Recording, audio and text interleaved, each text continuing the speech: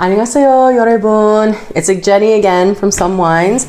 I'm very excited to have with me my very dear friend, Jane Joan, with me today. Say hi, Jane. Jane is a private wine buyer. We're going to talk exactly what that means. So, Jane, do you mind introducing yourself? I'm Jane, obviously. I am a wine buyer for private collectors for ultra high net worth individuals in the Silicon Valley area. AKA billionaires. So I think today's conversation is going to be very fun. I'm really curious, what are some of the tasks that a private wine buyer might do for these individuals? So the main thing is a lot of my clients are just starting out their collection. So that's when they get in touch with me, and then we sit down and we talk about what the primary purpose of the cellar is. So for some people, it's finding out newer wines, wines they can consume for their big parties. And for a lot of people, a lot of my clients, they want collectibles. So securing a lot of the hard to find collectibles, securing futures for Bordeaux and Burgundies, as well as hosting tasting parties, sometimes even preparing little bites to pair with the wine. Just anything that they want. Actually, I have to find a way to do it. Yeah. And also, for some clients, estimating the values of their wines in the cellar for their insurance purposes, also another task. It's just whatever they ask me to do, I have to figure out a way to do it.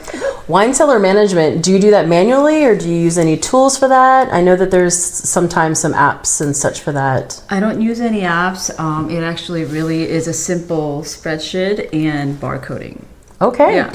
When you have a client that asks for a pairing for their dinner, I'm curious, are you like tapping into their cellar always? Do you sometimes have to go out and acquire new wines? Is it a mix of the two? Usually I work with their chef very closely. A lot of times I dip it into their cellars because I know exactly what's in their cellar. Sure. But also that is a really good opportunity for me to introduce to my clients some new wines that they would otherwise never try. That's exciting. That's exciting. And how do they feel about that when you introduce something new to them? It's hit or miss. That's some fair. Clients, they like what they like. And Sure. Some clients love trying new things. Okay, that's fair. That's fair. So speaking of futures, I'm curious, like, what's your opinion on the current futures wine market right now? Like, how do you think that has changed at all since the pandemic? Is it slowing? Is it, accelerating? Pandemic actually accelerated the markets for higher end wines. Okay. I see more and more international clients investing in wines as means of parking their money outside of their country. Also, pandemic also moved a lot of the in-person auctions to online. So I feel like securing like all these like hard to attain wines became a lot more accessible for everyone as long as they have the money to shell out for those wines. Which they do. Yeah. So. I definitely recall, you telling me stories prior to, when things moving online, hopping on planes, going to auctions on occasion. So do you miss those days? I have 2 kids. So I miss it sometimes. I remember just not long ago, I was telling my husband, like, I wish somebody would like send me on a trip. But at the same time, I know it's hard to judge. And I feel like a lot of things being online has made a lot of things a lot more efficient. Sure. Like time-wise. Sure. Yeah. Sure. It's also a little bit better for the environment, I guess. Sure. Not all those plane rides. It's okay. You can have excitement again when the kids get a little older. Hope so. So obviously a lot of your clients, they're buying wine for investment, right? But also for drinking. So like, how do you balance that between the two? It's all client preference. Some are just buying for legacy purposes. Now, like nowadays, really popular thing for clients is to buy or hold on to Bordeaux and Burgundies of their children's birth year. Oh. Yeah. So they can drink it with their kids when they turn 18, 20, 21, whatever. That's kind of sweet. Yeah. That's pretty sweet. I've gotten a lot of those requests over the years. Yeah, really, my clients they're all very unique individuals with very strong opinions. Sure. So when I see them, they know exactly what they want going into buying wines for their cellar and how they want it done. I understand. Yeah. Do you have any tips for somebody that's maybe trying to just, build their own collection on how they might strike a balance between, investing into some wines and then what they like to drink? For me, wine is for consumption. Like, I don't believe in holding on to wines for... Yeah, this is why we're friends.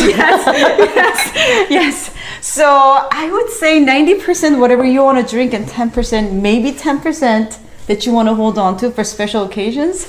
But wine is not complicated. It's just an alcoholic beverage that you enjoy drinking, In the wise words of Master Sommelier David Glancy, it's just grape juice. Yeah, and then, if you have just unbearable amount of money that you feel like you have to park somewhere, yes, then you can maybe buy some of these wines. But other than that, I feel like you just buy what you want to drink.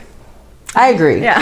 I agree. And again, this is why we're friends. We think that wine is to be shared and enjoyed, and it's, you build celebrations around it. Mm-hmm. What's your current opinion on the price of wine post-pandemic? Oh, they've gotten expensive.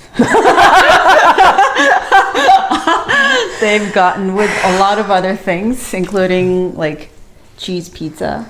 Yeah, it's wild on the streets right now. It's wild. Living in California, you can also find really affordable wines that are of great quality. That's around $20. Yeah, $30. So absolutely. That's the beauty of living in California.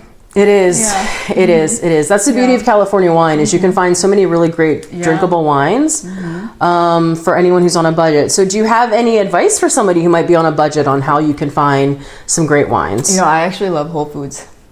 I love selections at Whole Foods. Ooh. Yeah. Mm-hmm. Okay, and if you're not visiting the U.S. and Whole Foods, sorry, it's okay. Sorry, we can edit it. It's fine. If you don't, we could just skip it. It's totally fine. A lot of the good priced wines tends to be local wines, and unfortunately, if you don't live in a wine growing region, that's just going to be one of the big disadvantages. It is. It's tough. Yeah, it's tough. Good, affordable drinking wines. Yeah. Well, and that's something that I'm obviously trying to solve right now for the Korean market, as you know. So we're working on that. So stay tuned, you guys.